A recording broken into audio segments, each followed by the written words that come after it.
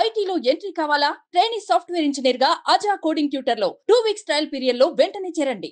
తెలుగు వాళ్లపై అనుచిత వ్యాఖ్యలు చేసిన నటి కస్తూరిని పోలీసులు అరెస్టు చేశారు. కస్తూరి ముందస్తు బెయిల్ పిటిషన్ను మద్రాస్ హైకోర్టు కొట్టివేయడంతో పరారీలో ఉన్న ఆమెను తాజాగా హైదరాబాద్ లో చెన్నై పోలీసులు అదుపులోకి తీసుకున్నారు.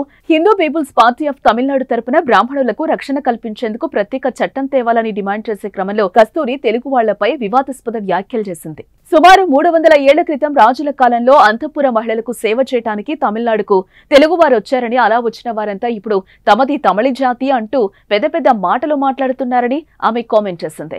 అలా అయితే ఎప్పుడో ఇక్కడికొచ్చిన బ్రాహ్మణులను తమిళులు కాదని చెప్పడానికి తెలుగువారు ఎవరు అని ఆమె ప్రశ్నించింది.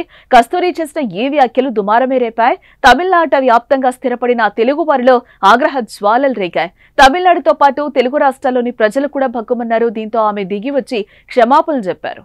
నా తెలుగు కుటుంబాన్ని బాధ పెట్టడం లేదా కించపరచడం నా ఉద్దేశం కాదు. నాకు తమిళనాడు పుట్టినీళ్ళు అయితే తెలుగు గడ్డ మెట్టినీళ్లు లాంటిది. నేను తెలుగు వారిని అవమానించలేదు.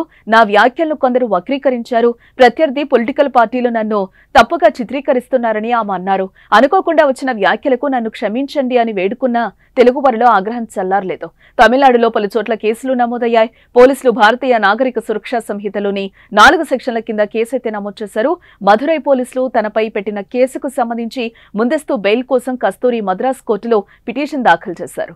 కస్తూరి చేసిన వ్యాఖ్యలకు పూర్తి ఆధారాలు ఉండడంతో న్యాయస్థానం ముందస్తు బెయిల్ నిరాకరించడంతో చివరికి అరెస్టు కాక తప్పలేదు. అయితే ఆమె డీఎంకే పార్టీ నేతలు టార్గెట్ చేసి కుట్ర చేస్తున్నారని ఆరోపణలు చేస్తోంది.